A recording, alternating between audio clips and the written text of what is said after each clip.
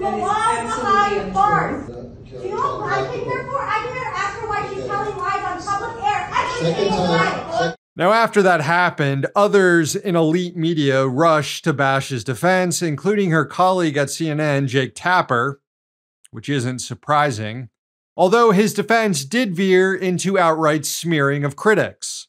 He tweeted, quote, "These protesters target Dana at her home and this event because she's Jewish.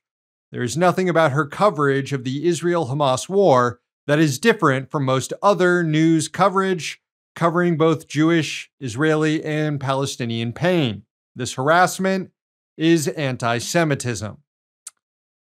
Well, it is true that almost the entirety of mainstream media coverage of Gaza has been awful, and mostly in service to Israel.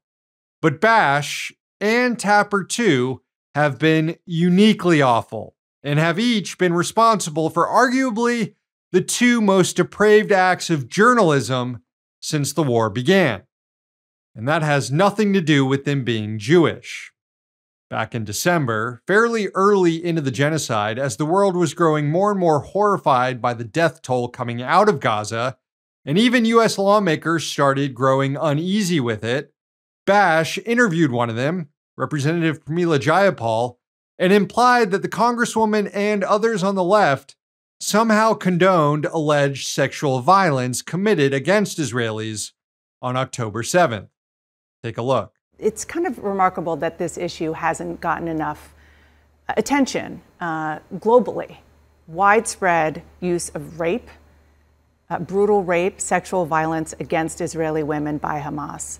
I've seen a lot of progressive women, generally speaking, they're quick to defend women's rights and speak out against using rape as a weapon of war, but downright silent on what we saw on October 7th and what might be happening inside Gaza right now to these hostages. Why is that?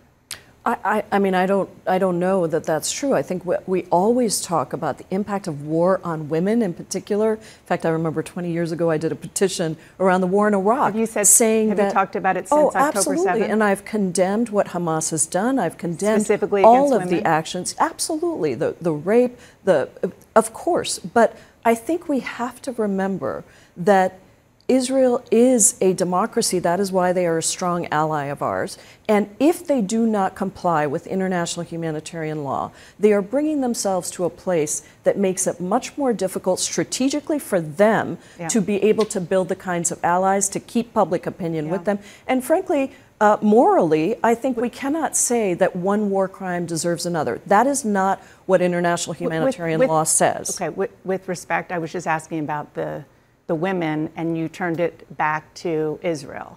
I'm asking you about Hamas. In fact, I already answered your question, Dana. I said it's horrific, and I think that rape is horrific, sexual assault is horrific. I think that it happens in war situations. Terrorist organizations like Hamas obviously are using these as tools. However, I think we have to be balanced about bringing in the outrages against Palestinians. 15,000 Palestinians have been killed in Israeli airstrikes, 3/4 of whom are women and children. And it's horrible, but you don't see Israeli soldiers raping well, Dana, I Palestinian think women. we're not. Oh, but the Israelis aren't monsters like Hamas. Well, actually, Dana, if you knew how to do your job, then you would have known that long before October 7th, there were accounts of Palestinians facing sexual abuse in Israeli prisons. And since October 7th, it's become institutionalized on a mass scale.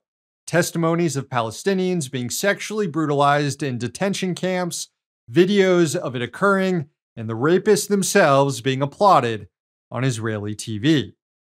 How many members of Congress has Dana hectored over that? If you guessed 0, well, you nailed it.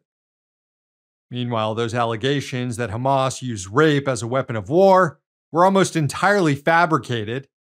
Is it possible that individuals engaged in violence on that day? Sexual violence? It's possible, maybe even likely. But the implication that it was directed by Hamas leadership and that it was a tactic that was widespread and used on October 7th, there's no evidence at all for that, at all. the story manufactured by the Israelis to dehumanize Palestinians and justify their campaign in Gaza, and Bash was happy to advance it. She's also facing protests over her coverage of the anti-genocide demonstrations that swept college campuses last spring, when student groups, including many led by Jews, began demanding that their schools divest from the genocide and apartheid. Here's how Bash covered it. We start with destruction, violence, and hate on college campuses across the country. What you just saw is 2024 in Los Angeles, harkening back to the 1930s in Europe, and I do not say that lightly. The fear among Jews in this country is palpable right now.